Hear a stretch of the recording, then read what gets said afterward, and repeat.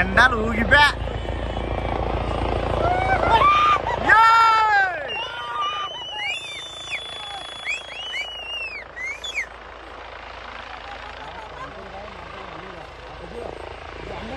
చూడపా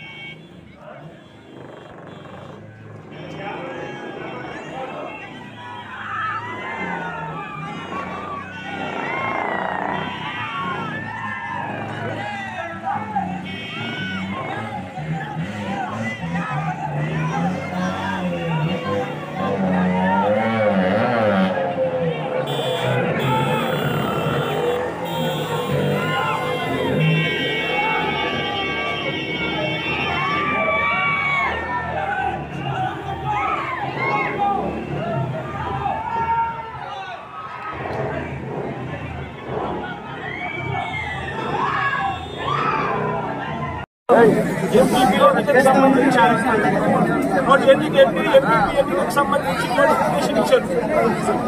10 మంది ఎంపీ సభ్యులకు గాను ఇక్కడ వైఎస్ఆర్సీపీ 9 మందిని గెలిచింది 9 ఎంపీసీలు వైఎస్ఆర్సీపీ అయితే కేవలం ఒకే ఒక్క చోట తెలుగుదేశం మరి ఇక్కడ ఎంపీ స్థానానికి ఎన్నిక నోటిఫికేషన్ జారీ అయితే 9 సభ్యులలో వైఎస్ఆర్సీపీ రావాలన్నా ఒకే ఒక్క సభ్యులు గెలిచిన తెలుగుదేశం పార్టీకి రావాలన్నా మరి ఎందుకు చంద్రబాబు నాయుడు గారు ఈ మాదిరిగా ప్రతి చోట కూడా వాళ్ళ ఎమ్మెల్యే ప్రతి చోట కూడా స్థానిక ప్రజాప్రతినిధులు తెచ్చుకుంటూ ఉన్నారు పోలీసులు దుర్వినియోగం చేస్తా ఉన్నారు చేసి చివరికి ఇక్కడ 9 మంది ఇక్కడ వైఎస్ఆర్సీపీకి సంబంధించిన సభ్యులు ఉంటే చంద్రబాబు నాయుడు గారు ప్రలోభాలు పెట్టే కార్యక్రమం చంద్రబాబు నాయుడు గారు భయపెట్టే కార్యక్రమాలు జరుగుతూ ఉన్న నేపథ్యంలో వీళ్ళంతా కూడా కోర్టుకు వెళ్ళి కోర్టుల నుంచి వీళ్ళంతా కూడా మాకు ప్రాణహాని ఉంది ఎంపీపీ ఎలక్షన్లలో మేము పార్టిసిపేట్ చేశారతో 8 మంది కోర్టు ఆదేశాలతో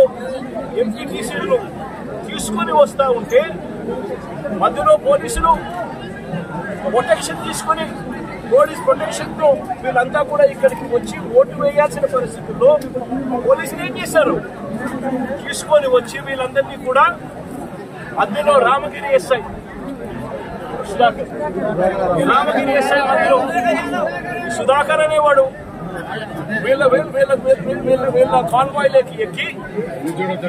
ప్రయాణం చేస్తా ఉన్న ఎంపీటీసీ సభ్యులందరితో కూడా వీళ్ళందరితో కూడా వీడియో కాల్ ఆయన ఫోన్ నుంచి సాక్షాత్తు ఇక్కడ ఎమ్మెల్యే కొడుకు వీళ్ళతో వీడియో కాల్ తీస్తున్నాడు మాట్లాడిస్తున్నాడు చేసేటప్పుడు భారతమ్మ అని చెప్పి ఒక ఎంపీటీసీ సభ్యురాలు ఉంటే ఆ ఎంపీటీసీ సభ్యురాలకు సంబంధించిన అమ్మా నాన్న వాళ్ళిద్దరిని వాళ్ళ దగ్గర పెట్టుకుని ఆ వీడియో కాల్లో వాళ్ళ అమ్మా నాన్నను కూడా చూపించి నువ్వు ఓటు వేయకపోతే మీ అమ్మా నాన్న మా ఇంటికి కూడా రాదు అని చెప్పి వీడియో కాల్లో ఎక్కడ బెదిరించే కార్యక్రమం జరిగింది. ఆ బాబు కన్నీరు ఏడుస్తూ బాధపడుతూ ప్రకాశం చెప్పిన పరిస్థితులు. ఇలాంటి పరిస్థితిలో ఒక ఎస్ఐగా ఉన్న వ్యక్తి